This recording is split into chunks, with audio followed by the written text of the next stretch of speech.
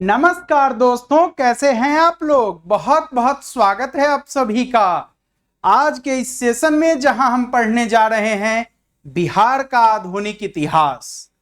और इस क्या विशेषता होगी इस सेशन की, मात्र एक वीडियो में। जी हां, जैसे वो होती है ना रिवीजन सीरीज, उस टाइप का मात्र एक वीडियो में पूरा का पूरा बिहार का आधुनिक इतिहास एकदम आपके दिमाग में चपका देंगे। जैसे कैसे गोबर का वो चिपरा दीवार पर चिपकता है, उस तरीके से। ठीक है, इसका ये बिल्कुल मतलब नहीं है कि आपके दिमाग में गोबर भरा है। ठीक है, चलिए आगे बढ़ते हैं।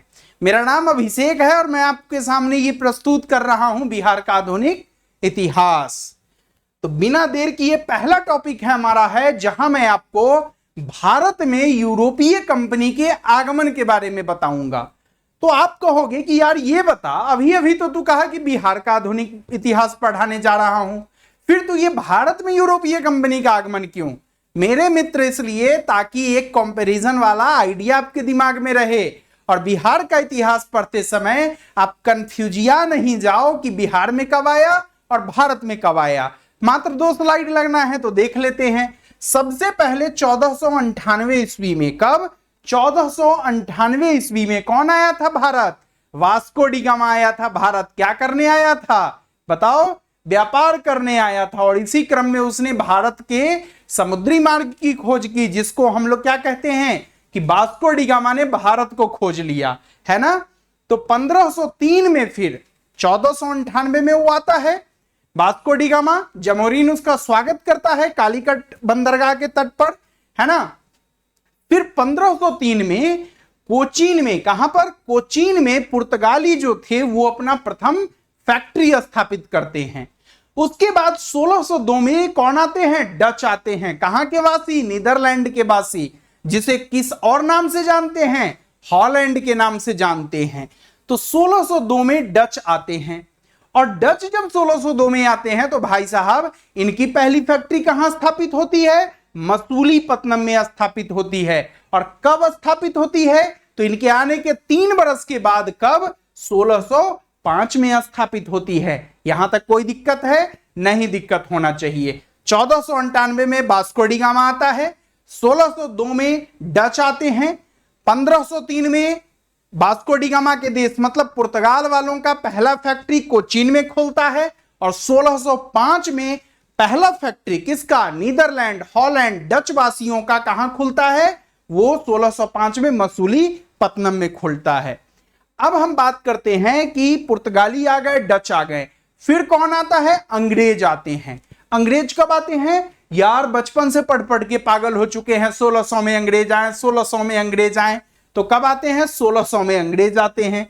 अच्छा, ये जब 1600 में आते हैं तो इनकी पहली फैक्ट्री कहां खुलती है? तो कल्पना करो ना यार, भारत की धरती पर पहले से पुर्तगाली और डच वाले मौजूद हैं और अब अंग्रेज वाला भी आ रहा है कि किस लिए आ रहा है? कि हम व्यापार करेंगे। तो तुम बताओ ना, पुर्तगाली को अच्छा लगेगा? डच वालों को अच्छा लगेगा? नहीं लगेगा ना। तो पूरी कोशिश करेंगे कि यार इसके ना पछवाड़ा में आग लगाओ और इसको भगाओ यहां से, इसको यहां टिकने नहीं देना है किसी भी कीमत पर। तो उस परिस्थिति में क्या होता है? इसे फैक्ट्री खोलने में समय लग जाता है। 1611 में यह सूरत के अंदर अपना प्रथम अस्थायी कारखाना खोलता है। कहां पर? सूरत के अंदर। हम लोग पढ़ते हैं ना, सूरत में अंग्रेजों ने पहली फैक्ट्री खोली। वो बचपन में एक जीके की किताब आती थी, स्कूल में बेचने आता था 5 रुपया में, उससे खरीद के रखते थे। लेकिन दोस्तों 1611 में जो फैक्ट्री खुलती है सूरत में, वो अस्थायी फैक्ट्री होती है। फिर अस्थायी फैक्ट्री कब खुलती है भाई इसकी? तो वो मसूलीपट्टनम में खुलती है 1613 में, 2 साल के बाद। अब एक बात और मजेदार बात आपको बताऊं, शायद आपको पता ही हो, आप लोग तो बाय बॉर्न इंटेलिजेंट हो, बस घमंड कभी नहीं किए हो। तो ये जो फैक्ट्री हम कह रहे हैं ना, ये दरअसल ऐसा नहीं है कि आज के जैसे टाटा की फैक्ट्री है और रिलायंस की वो फैक्ट्री है वैसे काम हो रहा था यहां। ना ना ना ना ना ना, ये क्या करते थे, अपना एक तंबू तांबा गाड़ लेते थे और वहां कहते थे कि राजा साहब हम ना इस जगह पर हैं, ठीक है। फिर ये तंबू तांबा में जब अपना काम इनका होने लगता था, सामान इकट्ठा करते थे, फिर उस सामान को एक जगह जमा करके जहाज में लोड करके और ले जाते थे। इसीलिए इनकी ज्यादातर फैक्ट्री आपको समुद्री तट पर मिलेगी। उसके बाद तंबू तांबा से इनका काम नहीं चलने लगा और इनके मन में ना आने लगा वो डीपन। ठीक है, तो ये क्या किए, बोले कि सर ऐसा है ना हुजूर, जब बारिश उड़ीस आती है ना तो हमारा तंबू तांबा उखड़ जाता है, तो अब हम क्या करें।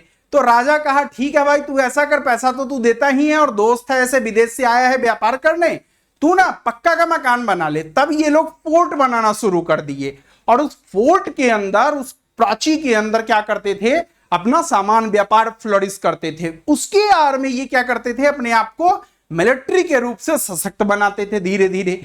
तो ये पूरी की पूरी जालसाजी इनकी चलती थी। वो असनीर भाई के भाषा में कहे तो ये सब डीपन है।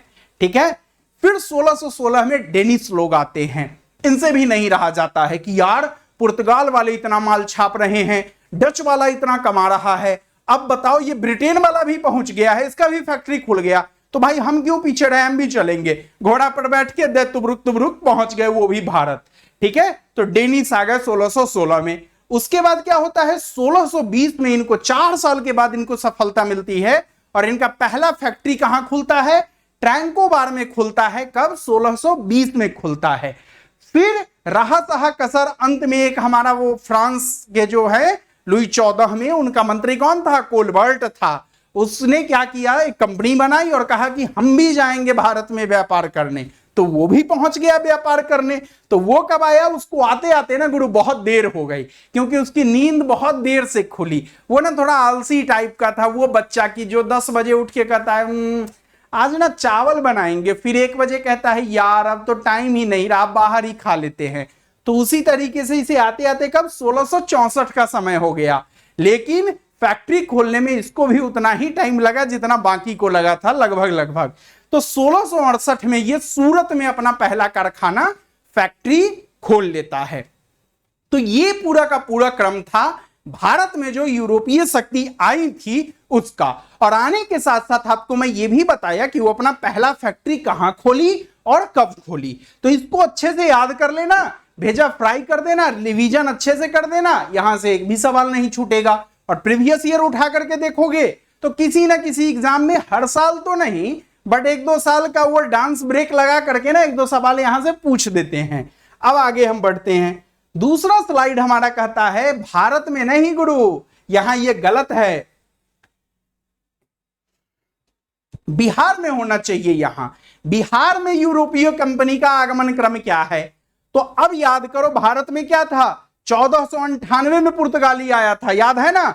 यहां पर 1620 में पुर्तगाली आता है।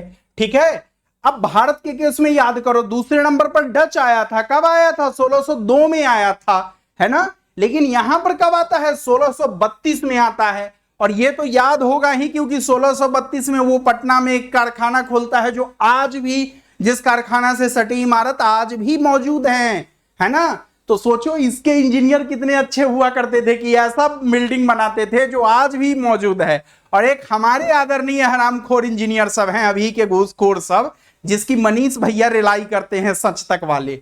ठीक है, अब 1651 का समय आता है और 1651 में क्या होता है, ब्रिटिशर्स जो हैं वो बिहार की धरती पर पहुंच जाते हैं। एक और बात यहां सीख लो, हम जिस बिहार की परिकल्पना आज कर रहे हैं ना कि इधर झारखंड से सटा है, उधर पश्चिम बंगाल से सटा है, ना ना ना ना ना ना ना ना, पहले क्या होता था, एक बंगाल था, है ना। एक दादाजी थे पहले, कौन, बंगाल थे। तो उस बंगाल में उधर का बांग्लादेश, ये बंगाल, हमारा बिहार, झारखंड, उड़ीसा, ये सारा का सारा प्रांत एक जगह था। ठीक है, फिर क्या हुआ, बंगाल से बिहार को पृथक कर दिया गया। कब किया गया, बताओ बताओ बताओ बताओ बताओ।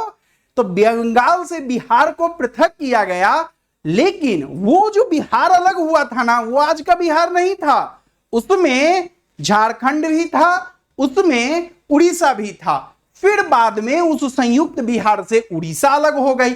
तो 12 में हमारा बंगाल से अलग हुआ बिहार, फिर 36 में उड़ीसा अलग हो गया और 2000 में झारखंड अलग हो गया। समझ गए। तो ये वाला जो पूरा बिहार का पोर्शन था ना, वहां पर अंग्रेजों का आगमन, ब्रिटिशर्स का आगमन, महारानी एलिजाबेथ के जो नाती पोते रहे होंगे ना, मतलब मजाक में कह रहा हूं, उसके आदेश से जो आया होगा, उसका आगमन 1651 में होता है।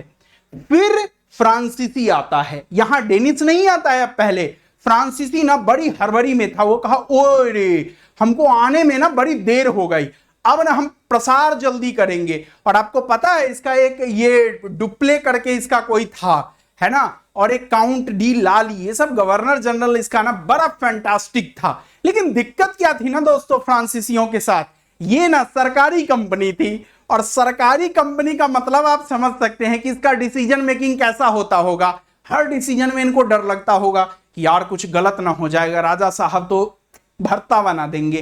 तो इस कारण से इसके डिसीजन मेकिंग में थोड़ी परेशानी होती थी, ठीक है। और इसका सारा डिसीजन ना फ्रांस से कंफर्म होके आता था।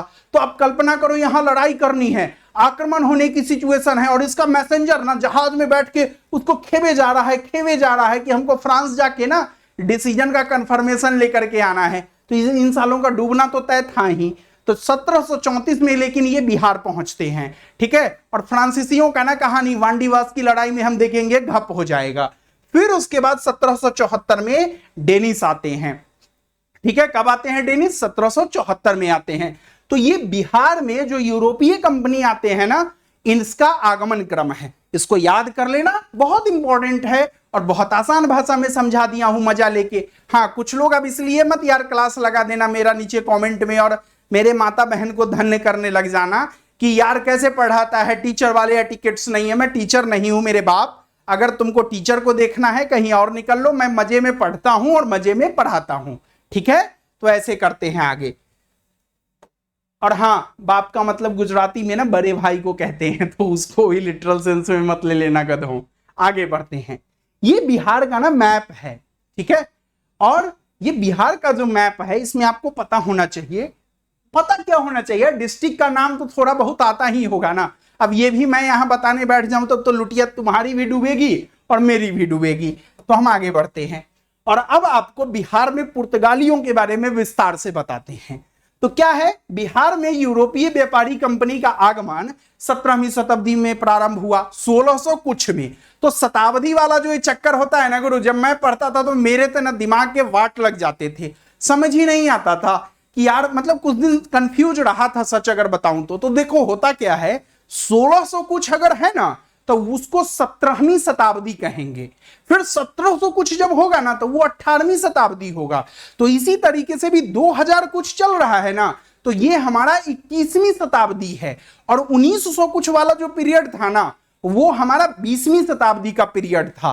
तो इसको ना अच्छे से याद कर लेना। तो क्या था, बिहार में यूरोपीय कंपनी का आगमन, अगर वर्ष पूछे तो 1600 कुछ, लेकिन शताब्दी अगर पूछे तो 17वीं शताब्दी होगा। तो कब है, 17वीं शताब्दी या सदी में प्रारंभ हुआ। दूसरा, उस समय बिहार अंतरराष्ट्रीय व्यापार का एक महत्वपूर्ण केंद्र था। लेकिन मजे की एक बात बताऊं, देखो थोड़ा फन के साथ पढ़ोगे ना तो लॉन्ग टर्म तक ध्यान में रहेगा। बिहार अंतरराष्ट्रीय व्यापार का केंद्र था, नो डाउट। क्यों था? क्योंकि बगल में बंगाल था, कलकत्ता हुगली नदी समुद्र से कनेक्ट हो जाती थी, वहां से भयंकर व्यापार होता था। दूसरा नंबर एक और रीजन क्या था, वो जूट वगैरह का ना बहुत ज्यादा उत्पादन उधर होता था। फिर और क्या था, नील की भी खेती इधर होती थी थोड़ी बहुत, ठीक है, थोड़ी बहुत क्या, ठीक ठाक मात्रा में हो जाती थी। बाद में जाकर के चूंकि वायबल नहीं था उतना कॉमर्शियलाइजेशन के पर्सपेक्टिव से। उसके बाद हैंडीक्राफ्ट, मलमल वगैरह जो होता था ना, उसमें भी बहुत ज्यादा ये बिहार और बंगाल का क्षेत्र आगे था। इन सब कारणों से अंतरराष्ट्रीय व्यापार में इसका बहुत अच्छा योगदान था। और इतना ही नहीं, अभी और सुनिए, क्या सुने भाई, तो ये अफीम उत्पादन में भी हमारा बिहार एक नंबर था। और इतना ही नहीं, बारूद सोरा उत्पादन में भी बहुत टॉप क्लास का बिहार हुआ करता था हमारा, ठीक है। तो आग लगाने में और आग फूकने में, दोनों में बिहार सदा अव्वल रहा है, ठीक है। तो बिहार के क्षेत्र में सर्वप्रथम कौन आया? पुर्तगाली आया। जाहिर सी बात है, पहले इसे पढ़ रहे हैं तो यही आया होगा, ठीक है। ये अपना व्यापारी केंद्र कहां स्थापित किया था? तो बिहार में तो नहीं स्थापित किया था, हुगली में स्थापित किया था। क्यों? वही बात है, अरे सामानमा को लोड करके जहाज से ही ले जाएगा ना गुरु, तो इसलिए फिर वो हुगली से एक नाव के माध्यम से पटना आया करते थे, ठीक है। तो हुगली से कैसे आते थे, आप सुनते रहिए, मैं तब तक इधर से गेट बंद कर दूं। वो हुगली से कैसे आते थे? तो नाव के माध्यम से। जाहिर सी बात है, उस समय जहाज तो होगा नहीं इनके पास, हवाई जहाज, तो ये नाव से आते थे। वे अपने साथ मसाले व चीनी मिट्टी के बर्तन क्या लेकर के आते थे, और लेके क्या जाते थे यहां से, मेनली सूती वस्त्र लेके जाते थे। आप ऐसे कल्पना करो ना यार कि वो ना अंग्रेज थे, मतलब कैसे ध्यान रखोगे कि ये सूती वस्त्र पहने होंगे। तो आप कल्पना करो ये ना मतलब अंग्रेज थे, तो इनको ठंडा प्रदेश में रहने का आदत था, है ना। तो आप कल्पना करो ये यहां आकर के ना अपने इधर का वो पॉलिस्टर वगैरह टाइप का, आज पॉलिस्टर नहीं रहा होगा बट आप समझ रहे हो, नन सूती कपड़ा, ठीक है, जिसमें कॉटन का गुण नहीं है, वो कपड़ा जब पहन के आता होगा तो पूरा ना कमर के नीचे पसीना पसीना हो जाता होगा, पीठ खुजलाने लगता होगा। अब मतलब पसीना तो कपड़ा सूखता नहीं होगा, तो इसको एकदम अजीब, खुद से घिन आने लगती होगी। तो ऐसी परिस्थिति में वो सूती कपड़ा खोजते थे कि यार ये ना बड़ा कंफर्टेबल होता है, इसको पहनो तो ये थोड़ा पसीना उसीना भी सूख लेता है। समझ रहे हो आप मेरी बात। तो इसलिए ये क्या लेके जाते थे, सूती कपड़ा लेके जाते थे। ठीक है, हम आगे बढ़ते हैं। अब बिहार में पुर्तगाली के बाद कौन आए थे, डच आए थे, है ना, डच आए थे। डच जब बिहार में आते हैं तो ये पटना कॉलेज की उत्तरी इमारत जो है ना, आज वर्तमान में पटना कॉलेज की जो उत्तरी इमारत है वहां पर दरअसल ये अपनी फैक्ट्री की स्थापना करते हैं। और कब करते हैं, 1632 ईस्वी में ये अपने फैक्ट्री की स्थापना करते हैं। इनकी भी अभिरुचि जो थी वो सूती वस्त्र, क्यों, जाहिर सी बात है वही पसीना से छुटकारा, है ना, अमूल माचो, बड़े आराम से टाइप इनको जीवन जीना था। तो इसलिए ये सूती वस्त्र, चीनी, सोरा, उसके अलावा अफीम आदि से संबंधित व्यापार करते थे, है ना, मतलब ये भी फूकने फाकने में माहिर रहा करते थे। अब 1662 में बंगाल में डच मामलों के प्रधान जो हमारे थे नौथियास वैंगडेन बरूक ने मुगल सम्राट औरंगजेब से व्यापार से संबंधित एक फरमान लिया। कहां के लिए, बंगाल, बिहार और उड़ीसा के लिए लिया। ठीक है, तो इसको ध्यान रखना, नाम उतना इंपॉर्टेंट नहीं है, कह देता हूं ध्यान रखना, बट इसको ध्यानवान मत रखना, एक दो बार पढ़ लेना, एग्जाम में ऑप्शन देख के अपने आप ध्यान आ जाएगा। नथियास बैंगडेन बैरून वगैरह टाइप का नाम था, तो ध्यान रख लेना। ये डच वाले जो थे ना, इनका मालिक कौन था, नथिया सिंह था।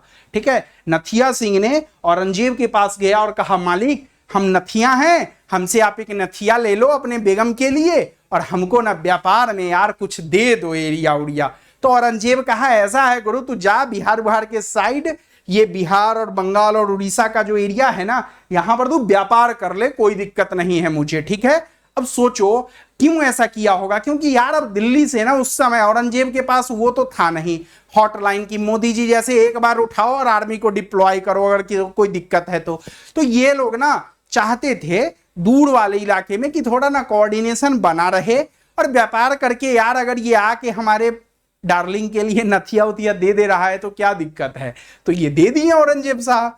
फिर क्या हुआ, डच यात्री टैवर्नी जो थे, ये 21 दिसंबर 1665 को कहां पहुंचता है, बिहार की राजधानी पटना, आज की बिहार की राजधानी पटना, तब के नहीं, पलासी के युद्ध में। अब तब का मतलब पाटलिपुत्र वगैरह उस समय था, वो बाद में देखेंगे। ठीक है, तो पटना लिटरल सेंस में आज के जो बिहार की राजधानी है वहां पहुंचते हैं, ऐसे तो वो उदयन के समय से है।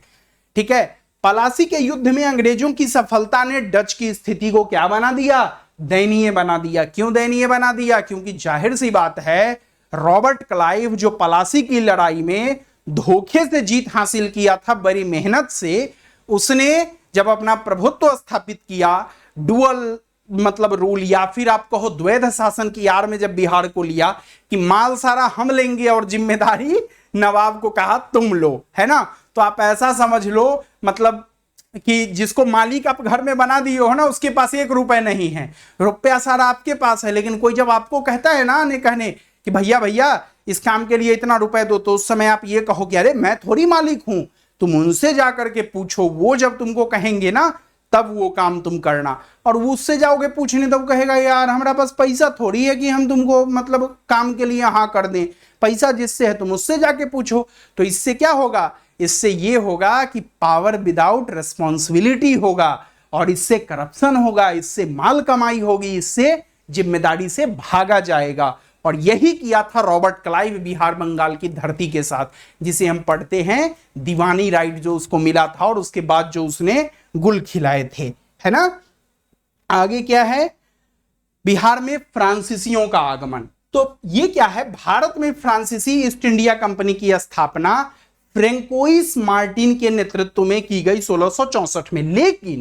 लेकिन इसके पीछे जो ब्रेन चाइल्ड था ना, वो कौन था? लुईस 14वें के मंत्री कॉलबर्ट जो थे वो थे, इसको याद रखना। 1764 में पटना में जो फ्रांसीसी थे वो माल गोदाम की स्थापना करते हैं, मतलब फैक्ट्री की स्थापना करते हैं, ठीक है। उसके बाद पलासी युद्ध में विजय होने के बाद अंग्रेजी ईस्ट इंडिया कंपनी के तत्कालीन बिहार के जनरल आयरकूट ने जियाला को पटना से निष्कासित कर फ्रांसीसी माल गोदाम पर क्या कर लिया? कब्जा कर लिया, है ना। तो डचों का ही हालत खस्ता नहीं हुआ, फ्रांसीसियों को भी औकात दिखा दिया था पलासी की लड़ाई के बाद अंग्रेजों ने। अब हम बात करते हैं बिहार में डेनिस के बारे में। तो बिहार में आने वाली यूरोपीय कंपनियों में डेनमार्क का नाम सबसे अंत में लिया जाता है, ठीक है। 1774 से 75 ईस्वी में पटना में डेनमार्क की कंपनी की फैक्ट्री की स्थापना हुई। कब हुई? 1774 से 75 के बीच में हुई। 1845 तक बिहार के सारे डेनिस माल गोदाम एवं ठिकाने अंग्रेज के अधीन हो चुके थे, ठीक है। कब तक? 1845 तक अंग्रेजों ने इनको भी निपटा दिया बिहार में। और डेनिस कंपनी मुख्य रूप से किसका? सोरे का जिसे बारूद वगैरह बनता था ना, उसका व्यापार करती थी, ठीक है। इसे ध्यान रखिएगा। अब हम बात करते हैं बिहार में ब्रिटिशर्स की, जो सबसे अव्वल दर्जे के ह से शुरू होने वाले शब्द थे। तो बिहार में ब्रिटिशर्स के बारे में हम बात करते हैं। अधिकतर इतिहासकारों का मानना है कि ईस्ट इंडिया कंपनी के अस्थायी माल गोदाम की स्थापना पटना के गुलजार बाग में 1651 में होती है। कब होती है? 1651 में होती है। कहां होती है? पटना के गुलजार बाग में होती है। फर्रुख सियार के शासनकाल में, कब? 1713 में पटना फैक्ट्री को बंद कर दिया गया, है ना। लेकिन फिर 5 साल के बाद 1718 में इस फैक्ट्री को पुनः खोल दिया गया। नवाब अलीवर्दी खां के दबाव के कारण पटना फैक्ट्री 1750 में पुनः बंद कर दी गई। लेकिन हॉलवेल के प्रयास के कारण 1755 में पटना फैक्ट्री को फिर से शुरू भी कर दिया गया। बक्सर युद्ध के पश्चात लॉर्ड क्लाइव तथा मुगल सम्राट शाह आलम द्वितीय के बीच कब? 12 अगस्त 1765 को इलाहाबाद की संधि होती है, जिसके द्वारा कंपनी को बिहार, बंगाल एवं उड़ीसा की दीवानी प्राप्त हो जाती है। इसको ध्यान रखिएगा, ठीक है। अब हम फिर से आगे बढ़ते, थोड़ा जल्दी जल्दी निपटाना है, ठीक है। जहां स्टोरी बनाने लायक होगा वहां बना करके अच्छे से समझाऊंगा, लेकिन जहां वही राम कहानी रटना है तो उसको पढ़ के जल्दी से और निकालूंगा, ताकि आप लोगों का भी समय कम लगे और एक बार चीजें कंप्लीट हो, फिर आप स्लाइड ले लें और अच्छे से रिवाइज करते रहना। बिहार में आने वाले यात्री का कथन क्या है? फ्रांसीसी यात्री कौन है? ट्रैवर्नियर है। इसने अपनी यात्रा वृत्तांत में पटना को दूसरा सबसे बड़ा नगर बताया है, ठीक है। इसे ध्यान रखना। तो पहला किसे बताया? कमेंट में बताओ। एक अन्य यात्री मैनरिक ने तत्कालीन पटना की जनसंख्या लगभग 2 लाख बताई है। अब बताओ इस समय पटना की जनसंख्या बताओ कितनी है? कुल पटना की अगर जनसंख्या देखें तो 50 लाख से ज्यादा ही होगी, मुझे एग्जैक्ट याद नहीं है, बट इतना तो होगा ही मोटा मोटा। अंग्रेजी व्यापारी जॉन मार्शल तथा पीटर मुंडी का पटना आगमन हुआ। कब? वो 1630 और 34 के बीच आए और बिहार में रहे थे। कौन कौन? अंग्रेजी व्यापारी था जॉन मार्शल और पीटर मुंडी। इसका नाम कितना सुंदर रहा होगा, पीटर मुंडी, है ना। Edward Terry, Ralph Fitch, Peter Mundy, Trevor आदि ने भी बिहार का दौरा किया तथा यहां व्यापारिक गतिविधियों का विस्तृत वर्णन भी दर्ज किया है। तभी तो इन सब गधों का नाम आज हम पढ़ रहे हैं, ठीक है। आगे हम बढ़ते हैं। बिहार में अंग्रेजी शासन के विरुद्ध जन विद्रोह को देखते हैं। तो देखो, अब तक हमने पढ़ा कि बिहार में अंग्रेजी कंपनी आई, लेकिन ये मिशनरी काम, मतलब मिशनरी इन द सेंस सामाजिक कार्य तो करने आई नहीं थी। ये पहले हमें क्या की? एहसास दिलाई कि हम ना गधे हैं, हम ना नीच हैं, और पहले ना हमारे इतिहास को तोड़ मरोड़ के पेश किया और कहा हम गोरे हैं ना, इसलिए हम आप पर राज करेंगे और हम आपको ना एटिकेट्स सिखाएंगे, ठीक है। और इस चक्कर में ये हमारा सत्यानाश कर दिए। इन सब कारणों से जन विद्रोह पनपा अंग्रेजों के खिलाफ। तो विद्रोह का कारण क्या था? सामाजिक भी था, धार्मिक भी था, राजनीतिक भी था और प्रशासनिक भी था। हर एंगल से हमारे लोगों पर अत्याचार हो रहा था। प्राकृतिक अकालों व आपदाओं के अतिरिक्त जो इनका शोषणात्मक विचार था, व्यवहार था, ये लोगों को तकलीफ देना शुरू कर दिया। ठीक है, शोषणात्मक जो इनका विचार था, चरित्र, और इन सब कारणों से एक तरफ जहां अकाल नहीं होता था, दूसरी तरफ सोचो ये जनता के लिए यार पेट भर अनाज की व्यवस्था नहीं करते थे, उससे उस परिस्थिति में भी लगान लेना बंद नहीं करते थे। ठीक है, इन जन विद्रोहियों की प्रकृति भले ही अलग थी, ये बेशक अलग अलग समय पर अलग अलग जगह अलग अलग रूप में हुए, लेकिन इन सब का उद्देश्य सामान्यतः एक था, कहीं अंग्रेजों को समूल रूप से उखाड़ फेंकना, कहीं अंग्रेजों के जो दल्ले बैठे होते थे जमींदार आदि के रूप में, साहूकार के रूप में, उनको मार भगाना, कहीं अंग्रेजों के एजेंट पुलिस को मार भगाना, तो कहीं अंग्रेज अधिकारी के खिलाफ डायरेक्ट विद्रोह करना। तो ये सब होता था बिहार में अंग्रेजी शासन का जन विरोध चरित्र। अब हम ये देखेंगे कौन कौन सा भाई जन विद्रोह हुआ था बिहार में। तो सबसे इंपॉर्टेंट इसमें है चेरो विद्रोह। हम आगे अभी विस्तार से देखेंगे, अभी बस नाम देख लो एक बार। तमार विद्रोह, हो विद्रोह, कोल विद्रोह, भूमिज विद्रोह, संथाल विद्रोह, मुंडा विद्रोह, ताना भगत आंदोलन, नोनिया विद्रोह और वहाबी आंदोलन। ये सारे के सारे आंदोलन अंग्रेज के खिलाफ बिहार की धरती से हुए। ठीक है, हम एक एक करके इनके बारे में अभी पढ़ेंगे। देखिए, तमार विद्रोह सबसे पहले हम पढ़ेंगे। 1771 में छोटा नागपुर पठारी का जो क्षेत्र है, जो भी झारखंड में मेनली है, वहां पर यह हुआ।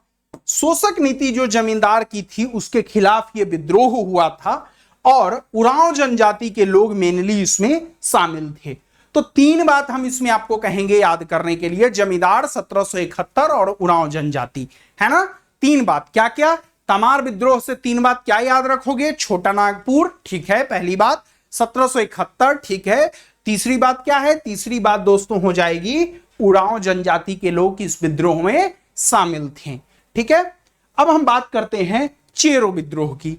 तो चेरो विद्रोह जो था सरदार भूषण सिंह, तो ऐसे याद करो, सरदार भूषण सिंह की जय। तो 1800 में सरदार भूषण सिंह के नेतृत्व में चेरो विद्रोह होता है। ये चेर किसान अपने राजा के खिलाफ विद्रोह करते हैं। इनकी ना राजा की अपनी डायनेस्टी पॉलिटिक्स चल रही थी, उन सब का भी इसमें एंगल था।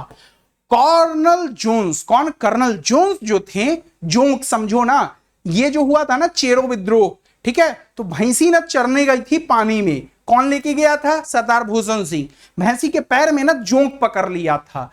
तो ये जो कर्नल जोन्स है, इसने चेरो विद्रोह को दबा दिया और 1802 में भूषण सिंह को फांसी दे दी गई। ठीक है, तो हमारे सरदार जिनका भी हम जय जयकार किए थे, वो 1802 में फांसी पर लटक गए, है ना, उनका काम खत्म।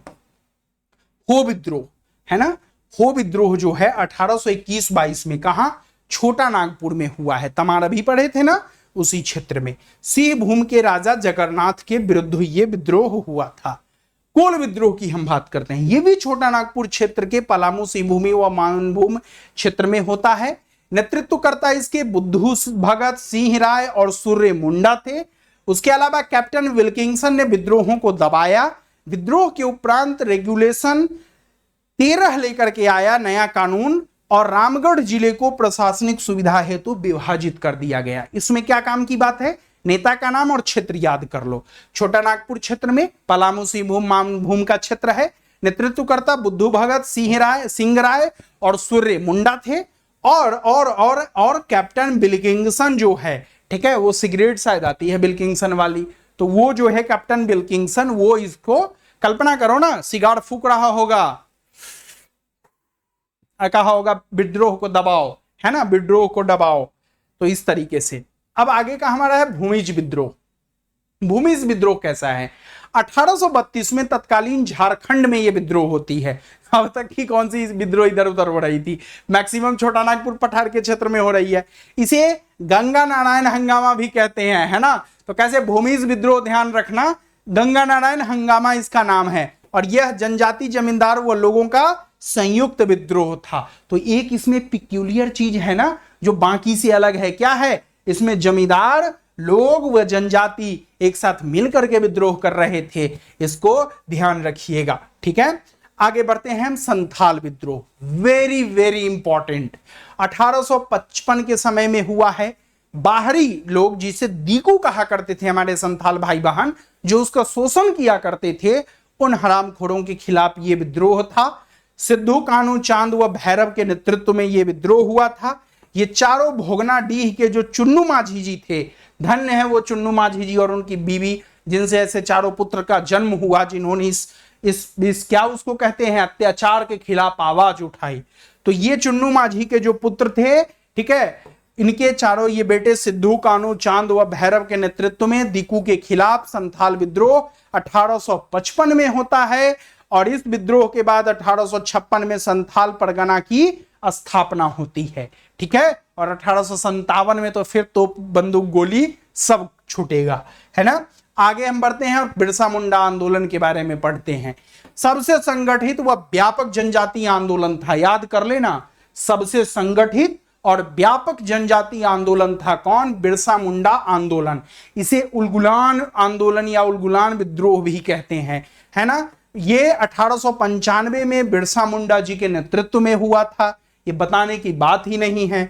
दीकू रहित स्वतंत्र मुंडा राज्य की स्थापना हेतु ये किया गया था विद्रोह, और इसे उलगुलान विद्रोह भी कहते हैं, ठीक है। आप लोग कमेंट करके बताइए बिरसा मुंडा को किस भगवान के नाम से जाना जाता है ना, तो बताना। उससे मिला जुला नाम अभी पीछे आया भी था, नाम का एक पार्ट आया था, ताना भगत आंदोलन।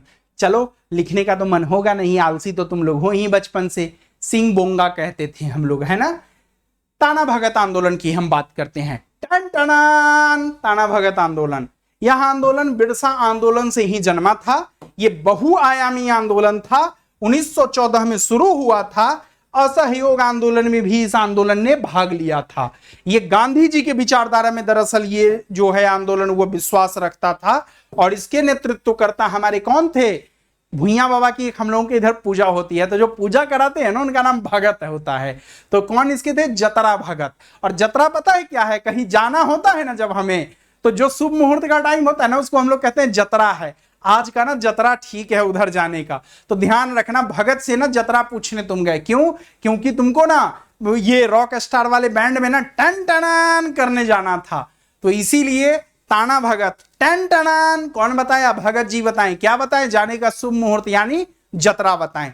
तो जतरा भगत जो थे वो ताना भगत आंदोलन का मुख्य कल्याणकर्ता या फिर क्या उसको कहे, नेतृत्व करता थे।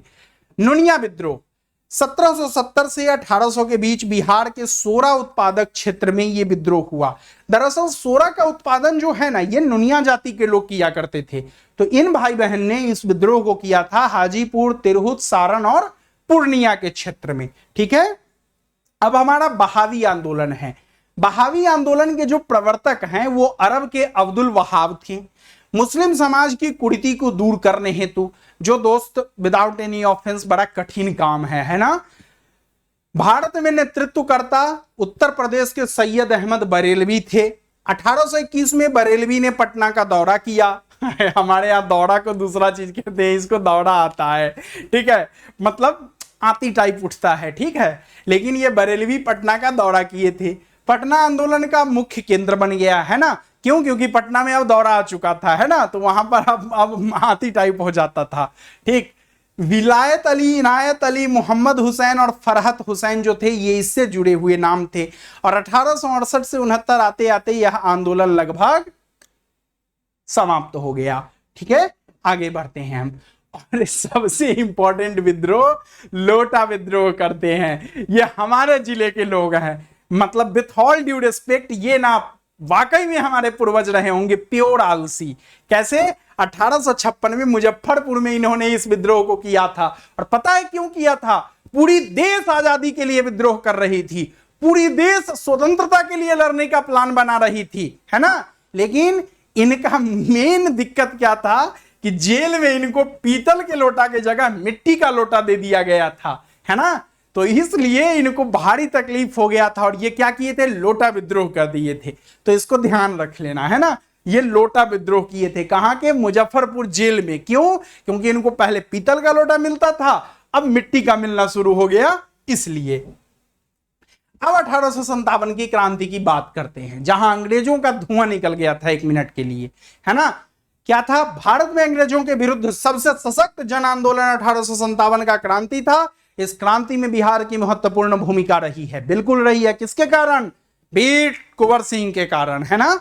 12 जून 1857 को, कब डेट याद कर लो ना 4-5 बार वन में बोल के, 12 जून 12 जून 12 जून 12 जून 12 जून 12 जून 1857 को तत्कालीन बिहार, ठीक है, कि देवघर जिले में, जहां क्या है, बाबानाथ धाम, तो उसी देवघर में जहां भी कुछ दिन पहले पीएम मोदी भी गए थे, है ना, तो उसी देवघर जिले के रोहिणी ग्राम में सेना की 32वीं रेजिमेंट ने विद्रोह कर दिया। और इस समय पटना के कमिश्नर कौन थे? विलियम थे। कौन थे? विलियम थे, ठीक है। पटना सिटी में विद्रोह का नेतृत्व एक स्थानीय पुस्तक विक्रेता पीर अली ने किया, ठीक है। इन बेचारों को भी फांसी दे दी गई। दानापुर सैनिक मुख्यालय के सैनिकों ने जुलाई 1857 में कंपनी के विरुद्ध विद्रोह कर दिया। ये सैनिक जगदीशपुर तक पहुंच गए तथा वहां के जमींदार कुंवर सिंह से विद्रोह का नेतृत्व करने का आग्रह किया, ठीक है। आगे बढ़ते हैं, हम वीर कुंवर सिंह के बारे में अब पढ़ते हैं। तो वीर कुंवर सिंह का जन्म याद कर लेना, बहुत सुंदर नंबर है, देख लो ना, 131777। अरे इससे आजकल एक शॉर्ट्स देख रहा हूं ना, उसमें बड़ा चल रहा है 101, आप सभी को नमन, ठीक है, वो कुछ और कहता है, ठीक है। 13 नवंबर 1777 को बिहार के भोजपुर जिले के जगदीशपुर गांव में एक क्षत्रिय जमींदार परिवार में वीर कुंवर सिंह का जन्म हुआ था। एक्चुअल में कहा जाता है ना, राजा भोज के ये वंशज थे, ठीक है, तो ये हमारे जैसे चिल्लर नहीं थे। 27 अप्रैल 1857 को दानापुर के सिपाहियों, भोजपुरी जवानों और अन्य साथियों के साथ हाड़ा नगर पर बाबू वीर कुंवर सिंह ने कब्जा कर लिया, है ना। अमर सिंह ने जगदीशपुर में एक समान भारतीय सरकार की, ठीक है, एक समानांतर होना चाहिए, समानांतर भारतीय सरकार की स्थापना की। अमर सिंह के भाई हरकिशन सिंह इस सरकार के प्रमुख थे। इन्होंने 23 अप्रैल 1858 में जगदीशपुर के पास अपनी अंतिम लड़ाई लड़ी। 26 अप्रैल 1858 को वीर कुंवर सिंह की मृत्यु के पश्चात उनके भाई छोटे अमर सिंह, जो छोटे भाई थे, उन्होंने अंग्रेज के विरुद्ध विद्रोह का नेतृत्व किया। कुछ लोग डेट को लेकर कंफ्यूज होते हैं, बट यकीन मानो विकिपीडिया और बाकी बुक्स के रेफरेंस से ये डेट ज्यादा सही है, ठीक है। 26 अप्रैल 1858, वो कैप्टन ली ग्राउंड करके कोई था, जिससे वो आखिरी बार घायल हो गए थे, लड़ाई जीते लेकिन अपना हाथ काट दिए थे, है ना, माता को, गंगा माता को चढ़ा दिए। हिम्मत की बात होनी चाहिए, हमें मतलब तकलीफ हो जाती है तो हम बाप बाप करने लगते हैं थोड़ा सा चोट लगने के बाद, है ना। और 80 वर्ष तक तो शायद हम लोग जिएंगे ही नहीं, अभी देखो मोटा होके गेंडा हो गए हैं, ठीक है। तो असीम महान लोग ये लोग थे वाकई में धरती पर। कांग्रेस की स्थापना, कांग्रेस की स्थापना 28 दिसंबर 1885 को बंबई के गोकुलदास संस्कृत विश्वविद्यालय में एओ हुइम के द्वारा की गई। कौन था ये? सिविल सर्वेंट था। कुछ लोग कहते हैं कि मतलब कौन था उस समय? डफरिन। उसके कारण मतलब बुद्धिमता से ये मतलब इसकी स्थापना किया था। प्रथम अधिवेशन अध्यक्ष WC बनर्जी, ठीक है, इसको ध्यान रखना, व्योमेश चंद्र बनर्जी पहली अध्यक्षता करते हैं। 72 प्रतिनिधि भाग लेते हैं, लेकिन बिहार से कोई नहीं होता है पहली बार। दूसरा अधिवेशन में बिहार के 37 प्रतिनिधियों ने भाग लिया, जबकि तृतीय अधिवेशन में बिहार के 2 प्रतिनिधि ने भाग लिया था। तो बिहार के पर्सपेक्टिव से याद कर लेना, हालांकि बड़ा इंटरेस्टिंग है, इसको खुद से एक बार रीड आउट करना।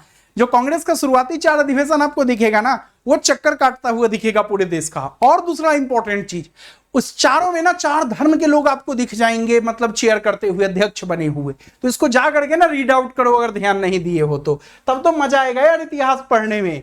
ऐसे तो बोरिंग भी सही ये हो जाएगा, है ना।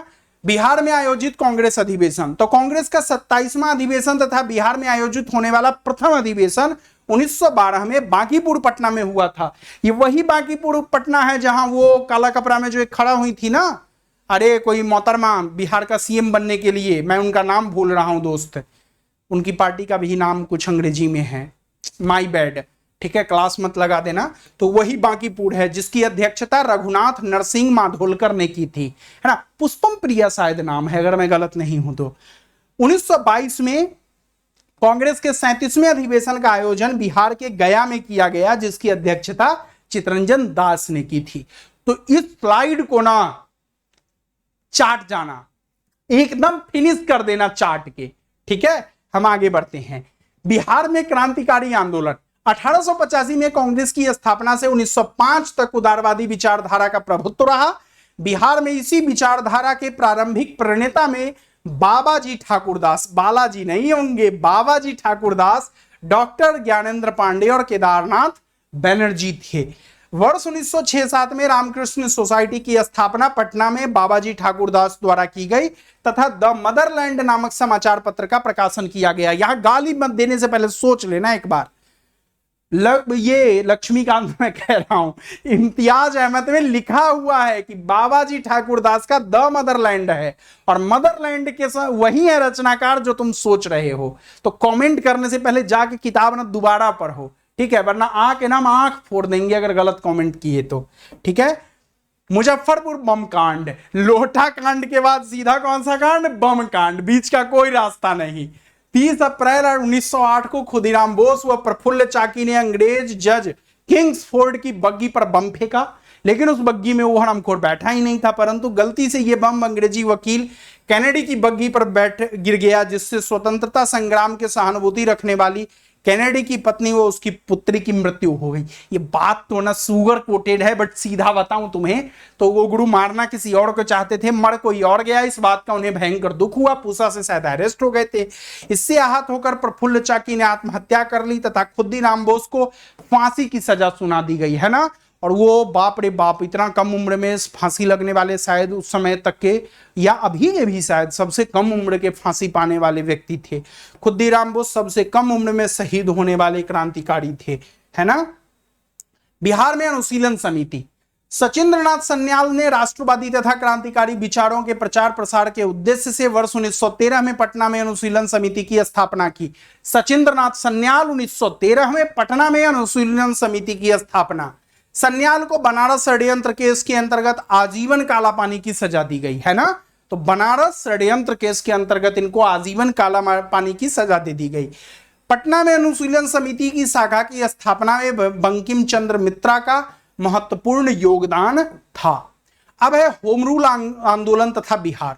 वर्ष 1916 में बिहार में 2 होम रूल लीग की स्थापना होती है, ठीक है। भारत के अंदर पुणे में होम रूल लीग की स्थापना होती है बाल गंगाधर तिलक के द्वारा, ये शायद अप्रैल महीने में होती है 1916 में।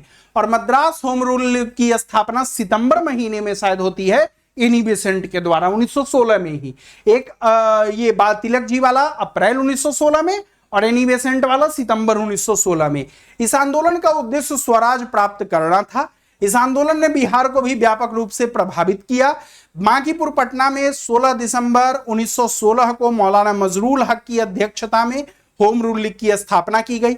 मुजफ्फरपुर में होम रूल लीग की स्थापना जनकधारी प्रसाद ने की और होम रूल आंदोलन को प्रोत्साहित करने हेतु 25 जुलाई 1918 को श्रीमती एनी बेसेंट जो है वो जुलाई में शायद वो 2 बार पटना आई है, ठीक है, ठीक है। तो इसको ध्यान रखना, ये बहुत इंपॉर्टेंट मतलब स्लाइड है, इसको रट जाना अच्छे से, ठीक है। चंपारण सत्याग्रह, गांधी जी के नेतृत्व में बिहार के चंपारण जिले में सन 1917 में यह सत्याग्रह होता है, जहां उन्होंने पहली बार अपनी क्या किया था, सविनय अवज्ञा वाली लाठी का प्रयोग किया था, है ना, इसको ध्यान रखना। और पहला सत्याग्रह का भारत में सफल प्रयोग भी था चंपारण। गांधी जी माने और 10 अप्रैल को दोनों जन कलकत्ता से पटना पहुंचे, राजकुमार शुक्ल के मनाने पर माने, ठीक है, इसको ध्यान रखना। चंपारण की धरती पर उन्होंने अपना पहला कदम 15 अप्रैल को रखा। इस डेट को याद कर लेना, बीपीएससी पूछ सकती है।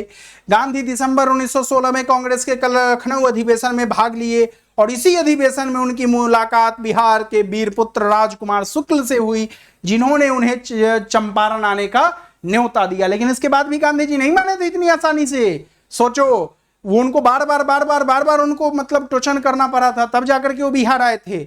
गांधी जी के नेतृत्व में भारत में किया गया यह पहला सत्याग्रह था। डॉक्टर राजेंद्र प्रसाद, डॉक्टर अनुग्रह नारायण सिन्हा, आचार्य कृपलानी, ब्रजकिशोर, महादेव देसाई, नरहरि पारिक समेत चंपारण के किसानों ने इसमें अहम भूमिका निभाई, ठीक है। अब हम बात करते हैं खिलाफत आंदोलन का। ये कहा था ना मैं, रैपिड एक्सप्रेस है, बैठो और सीधा एक बार पूरे हिस्ट्री का सवारी करके पहुंच जाओ, फिर पढ़ते रहना अपनी गति से, कौन रोकने जा रहा है। मार्च 1919 में बंबई में एक खिलाफत समिति का गठन किया गया। नवंबर 1919 में दिल्ली में अखिल भारतीय खिलाफत सम्मेलन आयोजित किया गया, जिसमें ब्रिटिश सामानों के बहिष्कार का आवाहन किया गया। ठीक है, उसके बाद मोहम्मद अली और शौकत अली बंधुओं के साथ साथ अनेक मुस्लिम नेताओं ने इस मुद्दे पर संयुक्त जन कार्यवाही की बात कही और उसकी संभावना तलाशने के लिए महात्मा गांधी के साथ चर्चा शुरू कर दी। सितंबर 1920 में कांग्रेस के कोलकाता अधिवेशन में महात्मा गांधी ने भी भाग लिया और असहयोग आंदोलन के लिए कहेंगे 1 अगस्त 1919 को महात्मा गांधी द्वारा असहयोग आंदोलन की घोषणा हुई। बहुत इंपॉर्टेंट लाइन है, रट जाओ, 1 अगस्त 1919 को। ठीक है, असहयोग आंदोलन महात्मा गांधी के देखरेख में चलाया जाने वाला प्रथम जन आंदोलन था, सत्याग्रह नहीं, सविनय अवज्ञा नहीं, जन आंदोलन। आंदोलन की पृष्ठभूमि क्या थी? रॉलेट एक्ट, वो आया था ना, काला कानून, है ना, बिना वो बॉबी देओल टाइप की, कोई सुनवाई नहीं, कुछ नहीं, सीधे जेल। पंजाब में मार्शल लॉ लागू हो गया था और जलियांवाला बाग हुआ था 13 अप्रैल 1919 को। इन सब के बाद जो था गांधी जी क्षुब्ध होकर के और असहयोग आंदोलन शुरू कर देते हैं। सी राजगोपालाचारी, वल्लभ भाई पटेल, गोपाल बंधु दास, अजमल खान, सुभाष चंद्र बोस, जवाहरलाल नेहरू जैसे प्रख्यात व्यक्तित्व ने भी आंदोलन में भाग लिया। मोतीलाल नेहरू और चित्तरंजन दास ने भी अपना कानूनी पेशा छोड़कर आंदोलन में शामिल हो गए। लेकिन फरवरी 1922 में उत्तर प्रदेश के में एक चौड़ी चौड़ा कांड होता है जिसके बाद यह आंदोलन खत्म कर दिया जाता है। इथिक्स के दृष्टिकोण से देखें तो बेशक हम लोग इतिहास में उनको गड़िया ले, है ना, एक संवेदनशील बच्चा बिल्कुल गाली नहीं देगा, बट अब समझ रहे हो कुछ लोग मानेंगे नहीं, कहेंगे काहे स्थगित कर दिया। इसका रीजन था, आज बगल में पाकिस्तान है, देख लो। होता क्या है, जब आप अपने बच्चे को ना दूसरे को गाली देना सिखाओगे ना तो थोड़ा दिन सब्र कर लो, बड़ा होके ना खुद को आपको भी गाली ही देगा। तो ये जो भी था, गांधी जी ने हमें इस आंदोलन में ये सिखाया था कि रिजल्ट चाहे जो हो उसके लिए हमें अपने धर्म के रास्ते को नहीं छोड़ना है। अच्छा रिजल्ट है इसका यह मतलब नहीं है कि हम रास्ता गलत पकड़ लेंगे। उन्होंने हमें मीन के इंपॉर्टेंस को समझाया था कि हमें रास्ता सही पकड़ना है जिंदगी में। रिजल्ट जो होगा होगा, इसका क्या टेंशन लेना, है ना। बिहार में असहयोग आंदोलन, इस पर कुछ लोग तो एकदम ना किलस गए होंगे, बट समझना गुरु अच्छे से, हर आदमी में कुछ अच्छाई होती है। 4 से 9 सितंबर 1920 तक हुए कलकत्ता कांग्रेस अधिवेशन में गांधी जी द्वारा असहयोग का प्रस्ताव प्रस्तुत किया गया और इसे पारित भी कर दिया गया। ठीक है, परंतु इसके पूर्व ही वादियों ने बिहार में असहयोग का प्रस्ताव पारित कर सरकार से असहयोग प्रारंभ कर दिया था। बिहार वासियों के लिए नहीं हो रहा था सब्र। बिहार से डॉक्टर राजेंद्र प्रसाद, ब्रजकिशोर प्रसाद, मजरूल हक, गोरख प्रसाद, धर्मेंद्र प्रसाद आदि नेताओं ने परिषद के चुनाव से अपनी उम्मीदवारी वापस ले ली और राजेंद्र प्रसाद की अध्यक्षता में भागलपुर में बिहार प्रांतीय सम्मेलन का 12वां अधिवेशन आयोजित हुआ जिसमें असहयोग आंदोलन का समर्थन किया गया था। ठीक है, बिहार में असहयोग आंदोलन के नेता कौन थे? शाह मोहम्मद जुबैर मुंगेर में थे, गुलाम इमाम पटना में थे, गोरख प्रसाद मोतिहारी में थे। ठीक है, ये 3 नाम काफी है। महात्मा गांधी ने 6 फरवरी 1921 को बिहार में राष्ट्रीय महाविद्यालय तथा बिहार विद्यापीठ का उद्घाटन किया। बिहार में फरवरी 1930 में स्वराज दल का गठन हुआ, 1923 में, नॉट 30। ठीक है, जिसके अध्यक्ष नारायण प्रसाद थे तथा श्री कृष्ण सिंह आदि इसके अन्य प्रमुख नेता थे। तो कब हुई थी ये? फरवरी 1923 में स्वराज दल का गठन और 6 फरवरी 1921 को राष्ट्रीय महाविद्यालय तथा बिहार विद्यापीठ का उद्घाटन कौन? गांधी जी ने किया था। फुलवाड़ी में मौलाना सज्जाद द्वारा इमारत ए सरिया नामक संस्था का गठन किया गया। पटना युवक संघ, 1927 में पटना युवक संघ की स्थापना हुई। 1929 में इसकी शाखाएं बिहार के अनेक नगरों में स्थापित हो गई। इसके फलस्वरूप बिहार में युवा आंदोलन ने जोर पकड़ा। तो ध्यान रखना, पटना युवक संघ की स्थापना 1927 में हुई। 1929 में इसकी शाखाएं अनेकों नगर में फैल गई, जैसे फॉर एग्जांपल एक मोतिहारी में भी फैली थी। साइमन कमीशन एवं बिहार, भारत में मॉन्टेग्यू चेम्सफोर्ड 1919 अधिनियम की प्रगति की जांच करने के उद्देश्य से ब्रिटेन की संसद तथा वायसराय लॉर्ड इरविन ने सर जॉन साइमन की अध्यक्षता में एक 7 सदस्यीय कमीशन का नेतृत्व गठन किया जो 1928 में भारत आया था, शायद मार्च 1928 में आया था। साइमन कमीशन के सभी सदस्य अंग्रेज थे, इसलिए भारत में इस आयोग का व्यापक विरोध हुआ और लाला लाजपत राय इन विरोधों में सबसे अव्वल भी थे, जिनको इसी में लाठी लग गई, जिसके कारण बेचारे बाद में गुजर भी गए। बिहार में सर अली इमाम के नेतृत्व में एक सर्वदलीय सम्मेलन का आयोजन किया गया। ठीक है, अब सविनय अवज्ञा आंदोलन और बिहार। वर्ष 1929 में कांग्रेस के लाहौर अधिवेशन में पूर्ण स्वतंत्रता का प्रस्ताव पारित किया गया। 26 जनवरी 1930 को स्वाधीनता दिवस मनाया गया, जिसके कारण हम रिपब्लिक डे आज भी मनाते हैं। विपिन बिहारी वर्मा के नेतृत्व में सारण और चंपारण में नमक सत्याग्रह आंदोलन चलाया गया। ठीक है, और 12 मार्च 1930 को गांधी जी ने 78 सहयोगियों के साथ साबरमती आश्रम से दांडी यात्रा प्रारंभ की तथा 6 अप्रैल 1930 को कितना दिन दांडी यात्रा चला था? 24 दिन को दांडी पहुंचकर नमक बनाकर, कानून बनाकर और उल्लंघन किया नमक का। ठीक है, राजेंद्र प्रसाद ने महात्मा गांधी की सहमति से चौकीदारी कर की ना अदायगी का आंदोलन चलाया तथा मोतिहारी में नमक कानून भंग जेवी कृपलानी और राजेंद्र प्रसाद ने किया। ठीक है, आगे बढ़ते हैं हम। बिहार में कांग्रेस सोशलिस्ट पार्टी 1930 तक का समय निकल गया। 1931 में ही गंगाशरण सिन्हा, रामवृक्ष बेनीपुरी और रामानंद मिश्र आदि ने बिहार सोशलिस्ट पार्टी नामक एक संगठन स्थापित किया। बिहार सोशलिस्ट पार्टी 1934 में पटना के अंजुमन इस्लामिया हॉल में बिहार सोशलिस्ट पार्टी की औपचारिक स्थापना होती है, जिसके अध्यक्ष आचार्य नरेंद्र देव और सचिव जयप्रकाश नारायण को बनाया जाता है। ठीक है, इसके अन्य सदस्यों में रामवृक्ष बेनीपुरी, गंगाशरण सिन्हा, योगेंद्र शुक्ल, अब्दुल बारी सिद्दीकी, कर्पूरी ठाकुर और बसावन सिंह आदि प्रमुख थे। व्यक्तिगत सत्याग्रह, इंडिविजुअल सत्याग्रह 1940 का समय अब आ गया है। मार्च 1940 में क्या होता है? मुस्लिम लीग का लाहौर रेजुलेशन आता है, लाहौर प्रस्ताव मुस्लिम लीग का पाकिस्तान के लिए। अगस्त 1940 में अगस्त प्रस्ताव आता है, जो हमारे नेताओं को बिल्कुल मंजूर नहीं होता, क्योंकि ये हरामखोर इसमें डोमिनियन स्टेटस की बात करते हैं और हम 1930 में ही पूर्ण स्वराज की कल्पना कर लिए थे। ठीक है, फिर 27 सितंबर 1940 को गांधी जी वायसराय से मिलते हैं और 17 अक्टूबर 1940 से व्यक्तिगत सत्याग्रह शुरू हो जाता है। पहला व्यक्तिगत सत्याग्रही कौन थे? कमेंट में बताओ। विनोबा भावे थे। ठीक है, ध्यान रखना। अब हम बात करते हैं फिर से सितंबर 1940 में। देखिए, व्यक्तिगत सत्याग्रह शुरू होती है। मई 1941 तक व्यक्तिगत सत्याग्रह खत्म हो जाती है। मार्च 1942 में क्रिप्स मिशन आता है।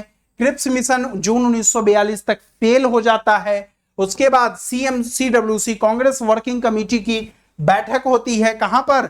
वर्धा में, जुलाई 1942 में। और फिर क्विट इंडिया मूवमेंट शुरू हो जाता है 8 अगस्त 1942 को। ठीक है, तो ये टाइमलाइन आपको एक पेज में पूरा का पूरा रिवाइज कर दिया होगा, जो भी आप मॉडर्न इंडियन हिस्ट्री पढ़े होंगे उसको। अब भारत छोड़ो आंदोलन में हम थोड़ा बिहार वाला इनपुट देख लेते हैं। कांग्रेस ने 8 अगस्त 1942 को भारत छोड़ो आंदोलन के प्रस्ताव को स्वीकार किया। ऑपरेशन जीरो आवर के अंतर्गत अन्य महत्वपूर्ण नेताओं को 9 अगस्त को मतलब गांधी जी के साथ गिरफ्तार कर लिया गया। ठीक है, गांधी जी ने इस आंदोलन में करो या मरो का नारा दिया था। 9 अगस्त 1942 को राजेंद्र प्रसाद पटना के जिलाधिकारी WG आर्चर के द्वारा गिरफ्तार कर लिए गए तथा उन्हें बांकीपुर जेल भेज दिया गया। उनके साथ मथुरा बाबू, अनुग्रह बाबू, श्री कृष्ण सिंह जैसे अनेक बड़े नेताओं को भी गिरफ्तार किया गया। और अब आता है पटना सचिवालय गोलीकांड। 11 अगस्त 1942 को पटना तथा आसपास के राष्ट्रवादी युवकों द्वारा सचिवालय भवन के सामने बिहार विधानसभा की इमारत पर राष्ट्रीय ध्वज फहराने का प्रयास किया गया, परंतु पटना के कलेक्टर WG आर्चर ने इन छात्रों पर गोली चलाने का आदेश दे दिया। 7 सपूत जो शहीद हुए थे इसमें वो कौन थे? उमाकांत प्रसाद सिंह, रामानंद सिंह, सतीश प्रसाद झा, जगपति कुमार, देवीपद चौधरी, राजेंद्र सिंह और राम गोविंद सिंह जी। ये 7 सपूत थे जो इस हमले में शहीद हो गए, है ना। और इस अभियान का नेतृत्व कौन कर रहे थे? देवीपद चौधरी। इस सचिवालय जो झंडा फहराने का कार्यक्रम था, है ना, इसका वो नेतृत्व कर रहे थे। अब हम आजाद दस्ता की बात कर लेते हैं। भारत छोड़ो आंदोलन के समय का ही अंडरग्राउंड मूवमेंट है। जयप्रकाश नारायण की इनकी बहुत महत्वपूर्ण भूमिका इसमें है। और झारखंड की हजारीबाग जेल से ये फरार हो गए थे उस समय, और नेपाल के राजबिलास जंगल में जाकर के, और तब आजाद दस्ता का बकरी का टापू या टीला कहो, वहां पर इन्होंने इसका गठन किया था। 1943 की मार्च अप्रैल में नेपाल के राजबिलास के जंगल में आजादी के प्रशिक्षण शिविर का यह गठन हुआ था, जिसमें सरदार नित्यानंद सिंह के निर्देशन में बिहार के 25 युवकों को जो आग्नेयास्त्र थे इसको चलाने की शिक्षा दी गई थी। आजाद दस्ते के कार्यक्रम में जयप्रकाश नारायण के साथ भाग लेने वाले प्रमुख समाजवादी लोगों में राम मनोहर लोहिया, अरुणा आसिफ अली, ठीक है, अच्युत पटवर्धन, योगेंद्र शुक्ल, रामानंद मिश्र, सूरज नारायण सिंह, सीताराम सिंह, गंगा शरण सिंह इत्यादि थे।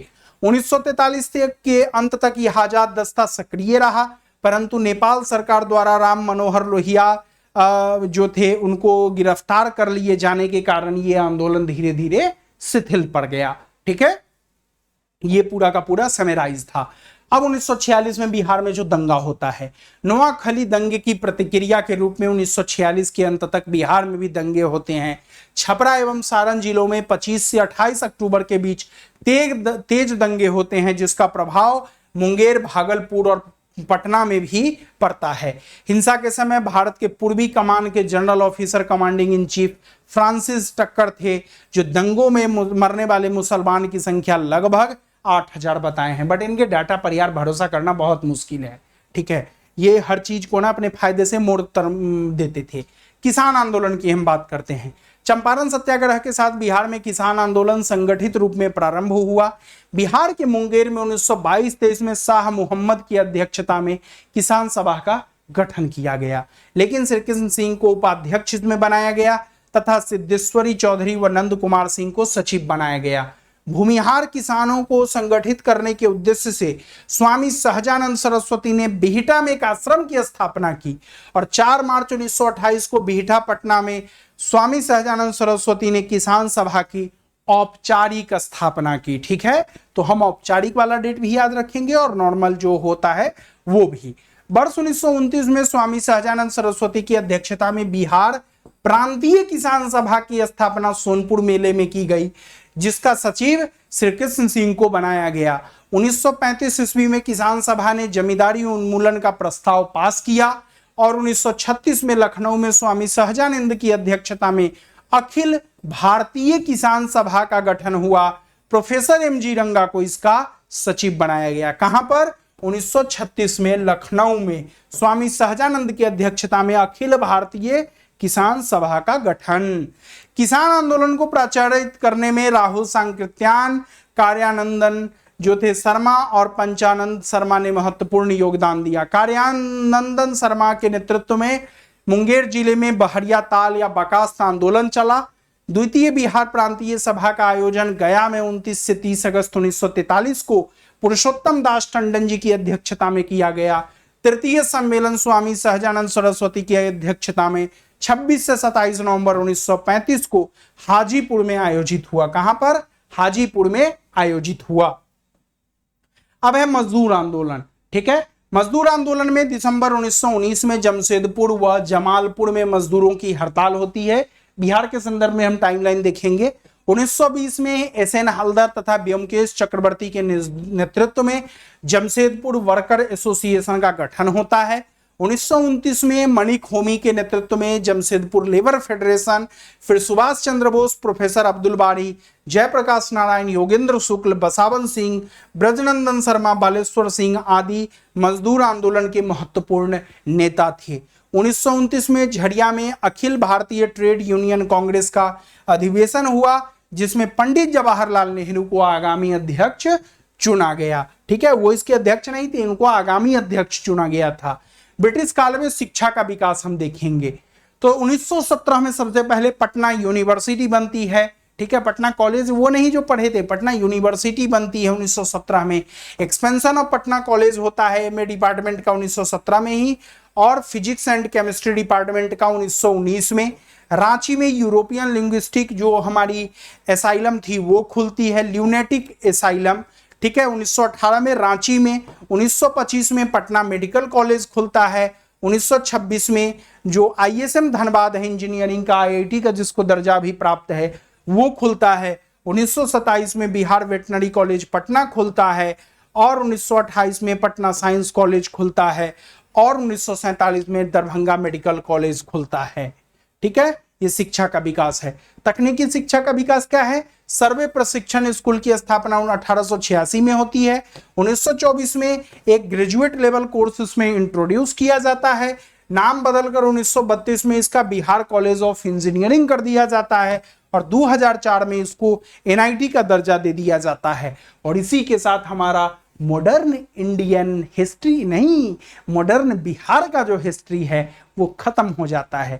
आप लोग कहोगे कि यार तुम तो शॉर्टकट काटे हो। भाई इतना ही बोलने में मेरा गला बैठ गया, ठीक है। मैं अपनी पढ़ाई के साथ साथ सोचा, मौका मिला हुआ था तो सेटअप था, तो मैं सोचा एक छोटा सा लेक्चर रिकॉर्ड कर देता हूं। तो आप लोग ना इसको एंजॉय करो, अपने रिवीजन में काम आता है तो देखो, नहीं आता है तो बकवास काटने के बजाय यहां से निकल लो, ठीक है। और अच्छा लगा हो तो थोड़ा प्यार दे देना, सब्सक्राइब कर देना। और कैसे प्यार दे सकते हो बताओ?